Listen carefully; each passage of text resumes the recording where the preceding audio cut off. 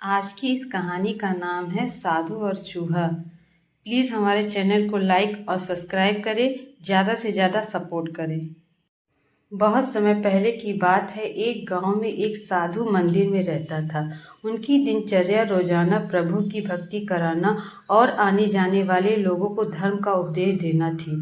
गांव वाले भी जब भी मंदिर में आते तो साधु को कुछ न कुछ दान में दे जाते थे। इसलिए साधु को भोजन और वस्त्र की कोई कमी नहीं होती थी। रोज भोजन करने के बाद साधु बचा हुआ खाना छीके में रखकर छत से टांग देता था। समय ऐसे ही आराम से निकल रहा था, लेकिन अब साधु के साथ एक अजीब सी घटना होने लगी थी।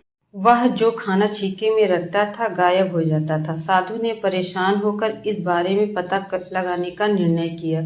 उसने रात को दरवाजे के पीछे से छिपकर देखा कि एक छोटा सा चूहा उसका भोजन निकाल ले जाता है। दूसरे दिन उन्होंने छीके को और ऊपर कर दिया ताकि चूहा उस तक ना पहुंच सके, लेकिन यह उपाय भी काम नहीं आया। उन्होंने देखा कि चूहा और ऊंची छलांग लगाकर छीके पर चढ़ जाता और भोजन निकाल लेता था। अब साधु चूहे से परेशान रहने लगा था। एक दिन उस मंदिर में एक भिक्षुक आया। उसने साधु को परेशान देखा और उसकी परेशानी का कारण पूछा, तो साधु ने भिक्षुक से पूरा किस्सा सुना दिया।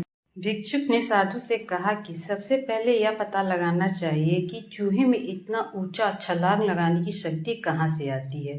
उसी रात भिक्षुक और साधु दोनों ने मिलकर पता लगाना चाहा कि आखिर चूहा भोजन कहाँ लेके जाता है। दोनों ने चुपके से चूहे का पीछा किया और देखा कि मंदिर के पीछे चूहे ने अपना बिल बनाया हुआ था।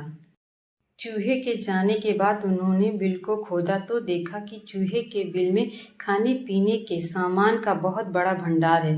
तब भिक्षुक ने कहा कि इसी वजह से चूहे में इतना ऊपर उछलने की शक्ति आती है। उन्होंने उस सामग्री को निकाल लिया और गरीबों में बांट दिया।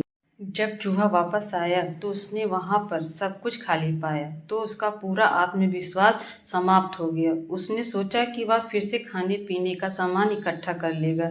यह सोचकर उसने रात को छीके के पास जाकर छलांग लगाई, लेकिन आत्मविश्वास की कमी के कारण वह नहीं पहुंच पाया और साधु ने उसे वहां से भगा दिया। धन्यवाद।